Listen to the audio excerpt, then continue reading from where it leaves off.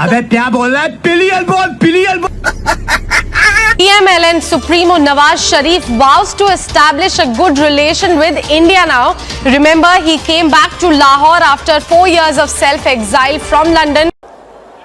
हम अपना हमसायों के साथ लड़ाई करके दुनिया के साथ अच्छा ताल्लुक करके तरक्की नहीं कर सकते। कश्मीर के हल के लिए भी बहुत बावकार तदबीर के साथ आगे बढ़ना होगा, बड़े बावकार तरीके से आगे बढ़ना होगा, तदबीर के साथ बढ़ना होगा। उन्होंने ये भी कहा कि कश्मीर के मसले के हल के लिए भी तदबीर से आगे बढ़ना होगा। अपने हमसायों के साथ और दुनिया के साथ अपने ताल्लुकात को उस्तवार करना होगा। नवाज शरीफ साहब हैं जो चाहते हैं कि भारत से ताल्लुकात ठीक हों और कहा जाता है कि इनको भारत से ताल्लुकात ठीक करने की पादाश में सजा भी दी गई है कि ये मिलिट्री इस्टेब्लिशमेंट या जो इस्टेब्लिशमेंट है उसकी मर्जी के बगैर फैसले करना चाहते हैं। और अर्ज करना चाहूंगा वाली है, उनकी जेब में सिर्फ 2 कार्ड है इस वक्त। नवाज शरीफ की जेब में 2 कार्ड। एक वो इंप्रेशन देते हैं हमेशा कि मैं मिडिल ईस्ट के शेखों से पैसे ले आऊंगा, उनको पाकिस्तान में ले आऊंगा पैसे लेकर। एक कार्ड उनके पास दूसरा है। दूसरा कार्ड वो हमेशा ये कहते हैं कि मैं भारत के साथ रिलेशनशिप ठीक करूंगा। क्या ये कर पाएंगे? क्या इनका पोर्टफोलियो इजाजत देता है? भारत का रिलेशनशिप तो इनके पोर्टफोलियो का हिस्सा ही नहीं है, वो तो डिफेंस का हिस्सा है। वो तो जब तक एस्टेब्लिशमेंट नहीं चाहेगी ये पता भी नहीं हिल सकता इंडिया के साथ रिलेशनशिप में। वो कार्ड तो इनके जेब में है ही नहीं। वो कह रहे हैं कि जी इंडिया ने कॉपी कर लिया और इस वजह से इंडिया की इकोनॉमी अच्छी हो गई। वैसे ये बात बहुत गलत है मोदी जी की कि वो यहाँ वहां से सुन के और अपने कंट्री में वही रूल अप्लाई कर देते हैं और उसके बाद जिनका मेन आइडिया होता है वो बेचारे जो है ऐसे कटोरा लेके घूम रहे हैं। और इंडिया को देखिए कि उनकी इकोनॉमी जो है वो बेहतर हो गई। होता था वो होता था, लेकिन ये कहा जाता था कि नवाज शरीफ वो शख्स हैं जो चाहते हैं कि इंडिया के साथ ताल्लुकात नॉर्मल हों। जय हिंद दोस्तों। पाकिस्तान के पूर्व प्रधानमंत्री नवाज शरीफ ने पाकिस्तान आते ही भारत और पाकिस्तान की दोस्ती के बारे में बोला है। भारत पाकिस्तान बैठकर अगर बातचीत करें तो कश्मीर मसले का हल निकल सकता है और भारत से बातचीत करना पाकिस्तान के लिए कितना इंपॉर्टेंट हो सकता है ये भी उन्होंने बताया।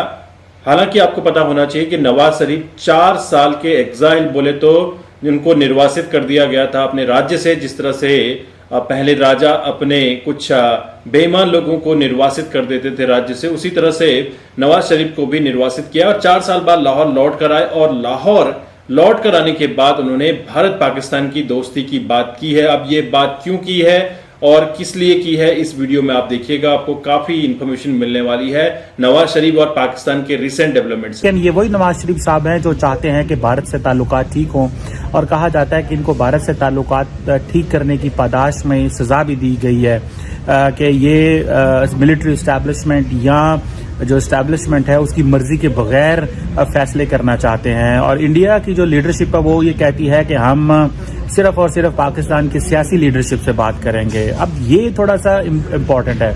मैं ये बताता चलूं कि ये जो पिछले अगर नवाज शरीफ साहब की हिस्ट्री उठाई जाए तो पहली बात तो ये है कि जैसे मैंने शुरू में कहा था कि ये मिलिट्री की मर्जी से पॉलिटिक्स में आए। जब पॉलिटिक्स में आए ये वजीर आला बने, फिर ये वजीर आजम बने, इनको फिर हटा दिया गया। मिलिट्री इस्टेब्लिशमेंट का ये हमेशा से मौक़िफ़ रहा है कि ठीक है नवाज शरीफ को आए वो करें सारा कुछ, लेकिन मिलिट्री अपना एक मौक़िफ़ रखती है। मिलिट्री कहती है जी हमारे पास इंडिया को डील करने के लिए एक इंस्टीट्यूशनल मेमोरी है और सियासतदानों के पास नहीं है। ये लफ्ज़ बेसिकली ये जो लफ्ज़ है इंस्टीट्यूशनल मेमोरी ये इमरान खान को बताया गया था और उनको कॉइन किया गया था।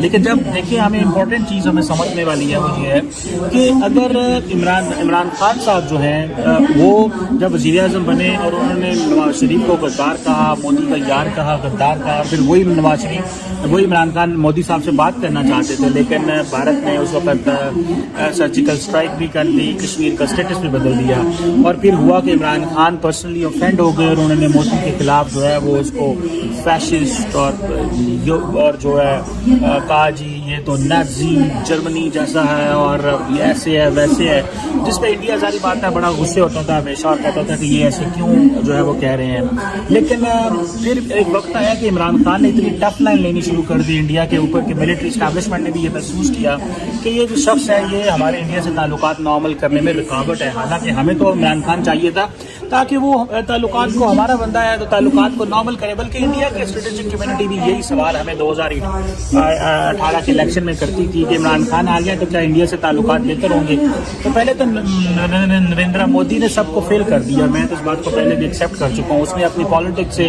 अपने फॉरेन पॉलिसी मूव से सबको जो है वो कर दिया। अब नवाज शरीफ साहब दोबारा आ रहे हैं, क्या वो इंडिया से ताल्लुकात बेहतर कर पाएंगे, ये एक क्वेश्चन है, बड़ा मुश्किल सवाल है। मैं सिर्फ फॉरेन पॉलिसी के हवाले से देखूँ।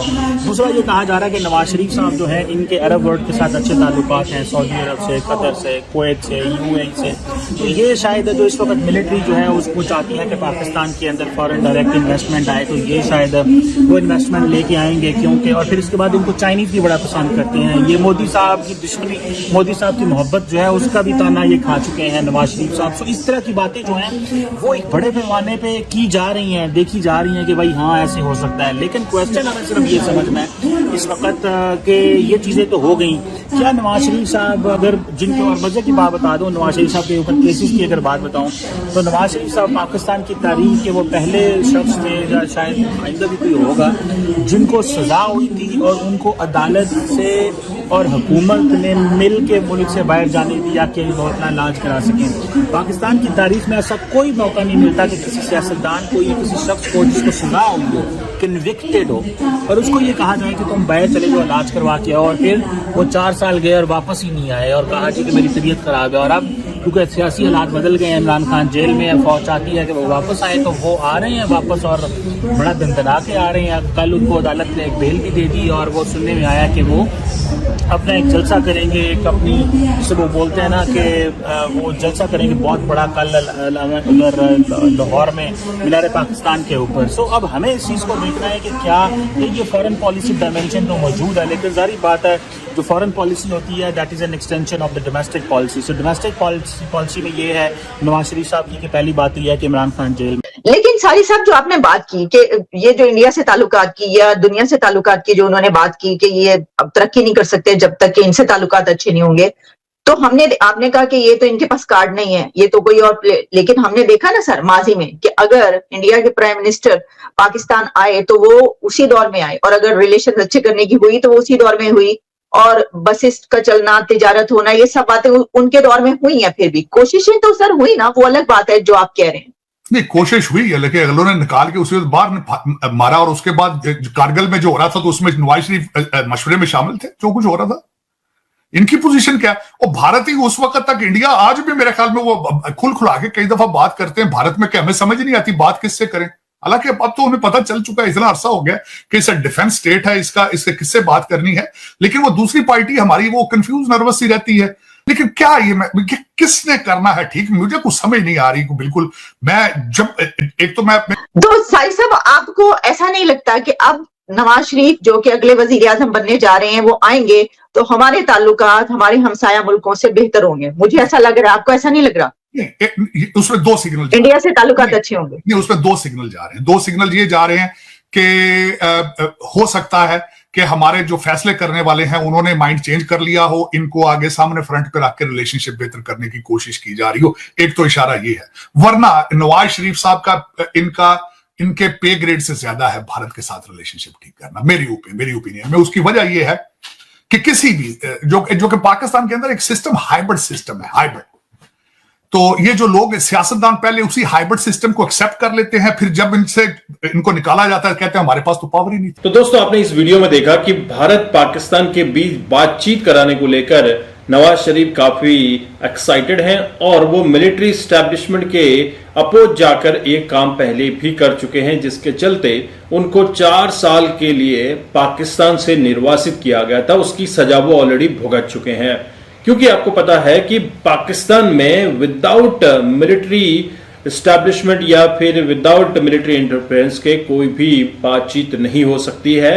और पाकिस्तान का बजट आपको पता है कि 30 से 50%, और पाकिस्तान का डिफेंस बजट इसीलिए ग्रो कर रहा है कि भारत पाकिस्तान के बीच जब जहर घोला जाता है तो उसी की वजह से आर्मी को बहुत ज्यादा यहाँ पे, इसी वजह से पाकिस्तानी सेना को बहुत ज्यादा पैसा दिया जाता है, और ये पैसा पाकिस्तान के आर्मी ऑफिसर्स को जाता है और ये लोग दूसरे देशों में जाके अय्यासी करते हैं। अपने लिए एक बहुत बड़ा इन्होंने अंपायर भी खड़ा किया है और पाकिस्तान की आर्मी का तो आपको पता ही है कि बिजनेस पूरा पाकिस्तान में आर्मी ही कंट्रोल करती है। अगर आप स्मगलिंग से लेके एक माचिस बनाने की बात करें तो सारा काम आर्मी ही कर रही है। तो छोटे मोटे कामों में भी आर्मी शामिल है, लेकिन यहाँ पे नवाज शरीफ ने जो राग अलापा है वो इसलिए भी अलापा है क्योंकि अब इलेक्शन आने नजदीक हैं और ये अंदाजा लगाया जा रहा है कि नेक्स्ट पीएम जो है नवाज शरीफ हो सकते हैं। शहबाज शरीफ ने तो कमाल कर दिया, इससे पहले भी नवाज शरीफ प्राइम मिनिस्टर रह चुके हैं। अगर इस बार नवाज शरीफ प्राइम मिनिस्टर आते तो कहीं ना कहीं उनको 4 साल के बजाय 8 साल या 10 साल या